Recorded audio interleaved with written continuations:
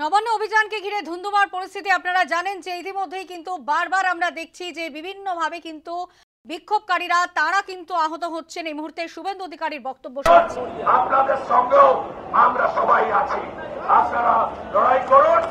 আর আগামী দিনে জোর লড়াই হবে, জোর লড়াই হবে।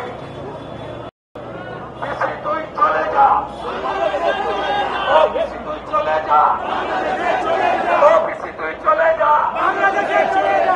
আদা মমতা প্রাক্তন করবো, চোর ভাইপোকে জেলে ঢুকাবো। আর মনোজ বার্মাকে, ওই মনোজ বার্মাকে যেখানে ঢুকানো সেখানে ঢুকাবো। ওই সোয়ারের বাচ্চাকে যা করার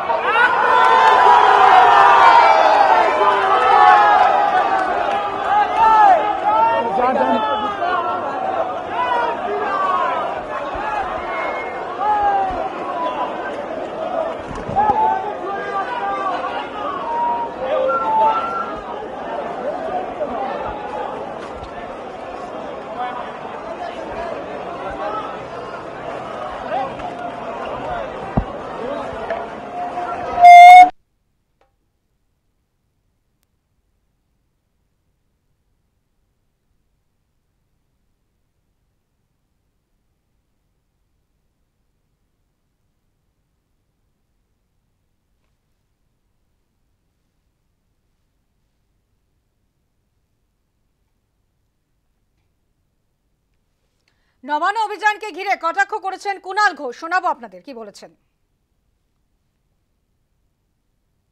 বিজেপি এই পবিত্র রাখির দিনে অশান্তি করার চেষ্টা করেছে, মনে রাখবেন।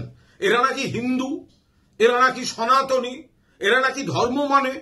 তাহলে রাখির দিন কি করে শহরে এই বিশৃঙ্খলা করার চেষ্টা হয়?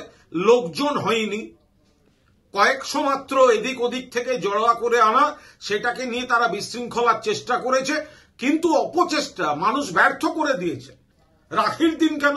যে বলবে হিন্দু সে রাখির দিন গন্ডগোল করার, রাজনৈতিক ইস্যু করার, নাটক করার, পুলিশকে মারার, পুলিশের ঢঙ্গে ধস্তাধস্তি করে ছবি তোলার চেষ্টা করবে। এরা হিন্দু, এরা হিন্দুত্বের কলঙ্ক। রাখির দিন যারা বিশৃঙ্খলার চেষ্টা করে তারা আজ যাই হোক হিন্দু হতে পারে না। বিজেপির এই অপচেষ্টার তীব্র বিরোধিতা করছি।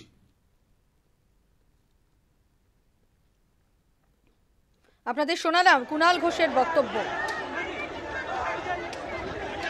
যেখানে তিনি অভিযোগ করছেন যে যারা পবিত্র রাখির দিনে অশান্তি পাকানোর চেষ্টা করা হচ্ছে, বিশৃঙ্খলা তৈরি করার চেষ্টা করা হচ্ছে, এমনই অভিযোগ তুললেন কুণাল ঘোষ।